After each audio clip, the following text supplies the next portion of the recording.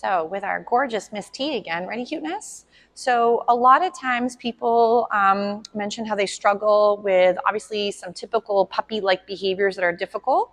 So like for example, jumping or mouthing, a lot of times pulling on equipment. So remember that a lot of times you're like, oh, my leash is tickling. Is that tickling your back? I know that funny little handle.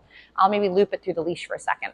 So the benefit of sometimes working with your beauties on gear as well as off gear is, I know we've discussed it in class, where look to your gear as your training wheels to help your puppy be set up for success. I know Mr. R says, why aren't we wrestling? I know, poor man, huh? So if, for example, when company come over or you're maybe out and your babe is not responding in the yard, a lot of times we go from either on gear, like our 6-foot gear, so our training leash here, versus, for example, off gear. So for a lot of babes, like let's say recalls are not going really nicely, even though you have a gorgeous fenced-in yard. Remember that a lot of times your babe might be getting more value in not listening by having more fun away from you and checking out the environment than honing in on the skills that we wanted him to work on or her work on. Ready? So for our gorgeous gal, I do recommend practicing on and off of gear like we mentioned earlier. Mr. R says, why can't I be part of the process right now?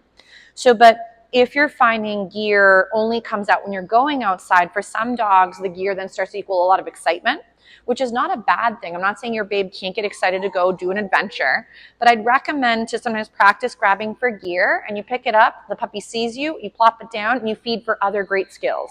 So you're trying to sometimes have them diffuse, let's say, the excitement off of the gear or off of you onto behavior you'd prefer.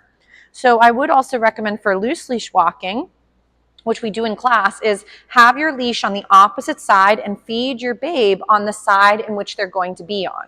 So this way you can be feeding your pup for being in the correct position, which could be up near your leg. This again is not a specific heel. This is more so just loose leash walking. So remember, loose leash walking should be that nice relaxed gear from both ends, from you and the pup. So if you're finding there's a lot of tension, that normally either means we're typically going at a rate the pup doesn't quite understand, or the environment is so challenging that they can't quite master the skill in such a hard dynamic.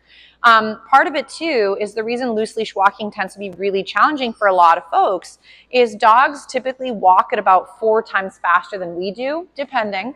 And because of that, we tend to want to walk from point A to point B, and the dogs would much rather do zigzag patterns, stop and pull over, check out the world, which is still really crucial for their walk as well. So I find at times a 6-foot leash is great for when you're working certain skills, but it can be immensely beneficial. She's like, good, I'll take a break.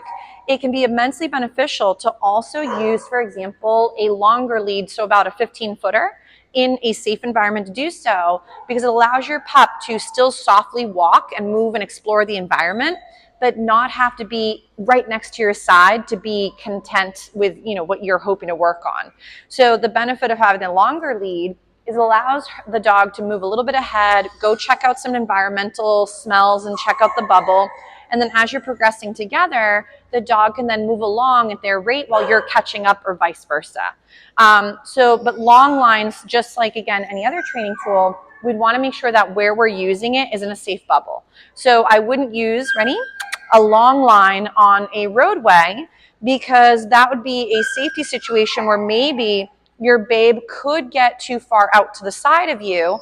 And remember that if your babe is on a 16-footer and they're 16 feet ahead of you, they could go 16 feet to the side of you. And then that means they could be in the roadway, which is why I'm also normally not a huge fan of flexies, because for a lot of folks, they don't realize how quickly the dog could switch their position. And then it could be a problem that way. But there's a few other elements behind that too. So, but I'm going to grab the little loves on the other side, a couple little chews for a second, and then we'll come back to working with Miss T again. I'm just going to give her a little breather from her leash for a second. Good job, cuteness. I'm just going to plop it over here, and we'll give the beauties a couple little chews to work on for just a moment, and we'll get back to Miss T. It's just they're saying, woe is me, without some snacks. And then that way they can stay busy while we're doing one more little video for Miss T.